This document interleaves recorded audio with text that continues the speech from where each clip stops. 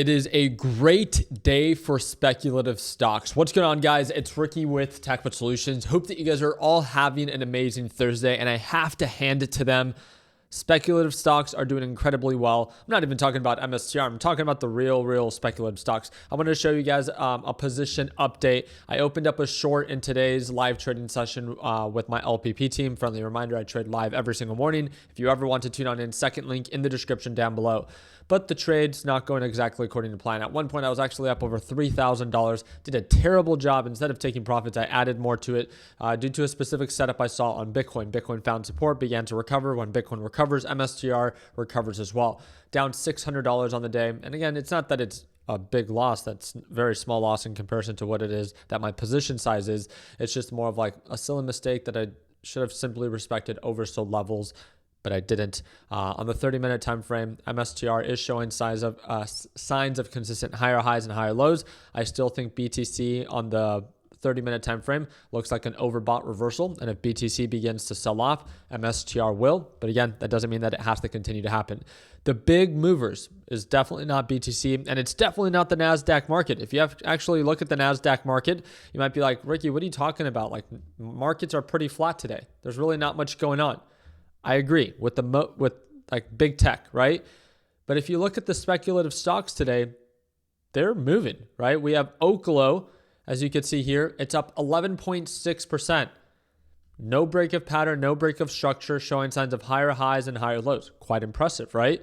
Especially if you look at the recent time frame on the 1 hour time frame, it's been quite bearish. It wasn't until today that it really began to gap up. Something to pay attention to. Don't short it just because it's overbought, because again, this thing can continue to run. It's a speculative stock. It's not running based off of fundamentals. It's a pre-revenue based company. They don't actually expect to make any money until 2029. So remember, that's not going to hold it back or cause it to sell off. Make sure that you pay attention to the actual price action and not just short because it's overbought. At that point, you can really pay the price. On top of that, you have companies like Irene aggressively pushing up as well. What's the other one that we looked at this morning? Tempest AI with a huge push from $74 per share to highs of $78 per share. Again, an incredible push. INTC, quite the opposite. INTC on the 1 hour time frame, you can see this overbought reversal that it's beginning to form. On the 4 hour, you see it a little bit more clearly. It has been bullish, but now it's overbought, a lot of retracement potential, something to keep in mind. So I just wanted to shed some light on, again, if you're trying to make money right now and you want direction to be in your favor, it seems like speculative stocks are kind of the move today.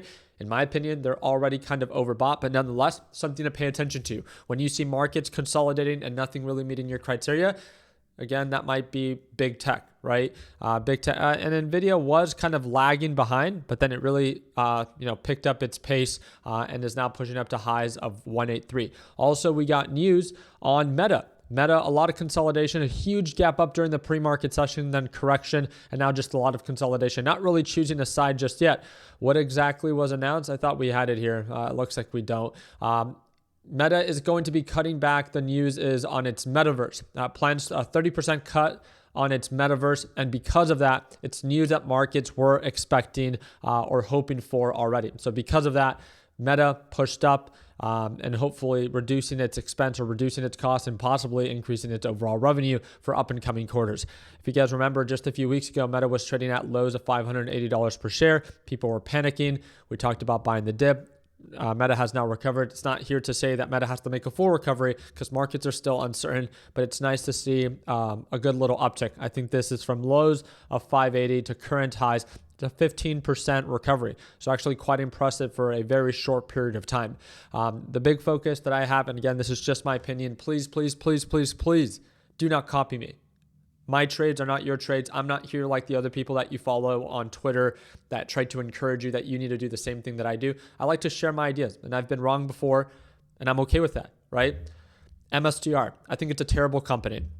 I really like that it's recently pushed up, and I really like that Bitcoin has recently pushed up because it's now given it the opportunity to have some gap down potential. That's when I like to short it. Now, again, on the larger time frame, MSTR is still oversold, and I want to respect that. So if you look at it on the 4 hour time frame, it's quite oversold. If you look at it at the day time frame, it's quite oversold. But I think all the red flags are being waived right now when it comes down to MSTR.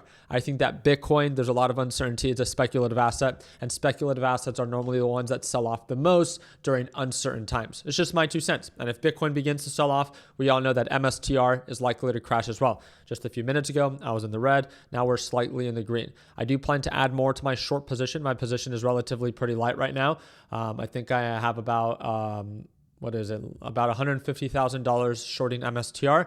I might double or triple my position if direction becomes favorable, but I want to remind you, these are day trades. These are not positions that I hold overnight. And the reason why is because there's an uncontrollable amount of risk where there could be news that is released and it can cause MSTR to go up or to quickly gap down. And I just don't think it's worth the risk. If I enter a trade as a day trade, it should stick and stay as just that. If your intentions are to swing trade it, then that's a different story.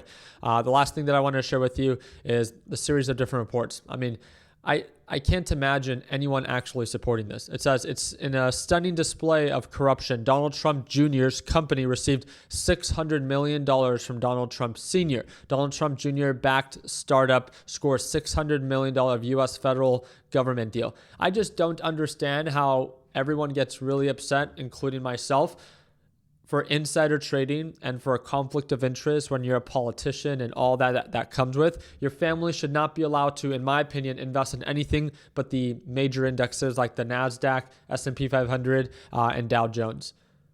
But we want to point the finger and be like, no, like that's crazy. Nancy Pelosi is super corrupt.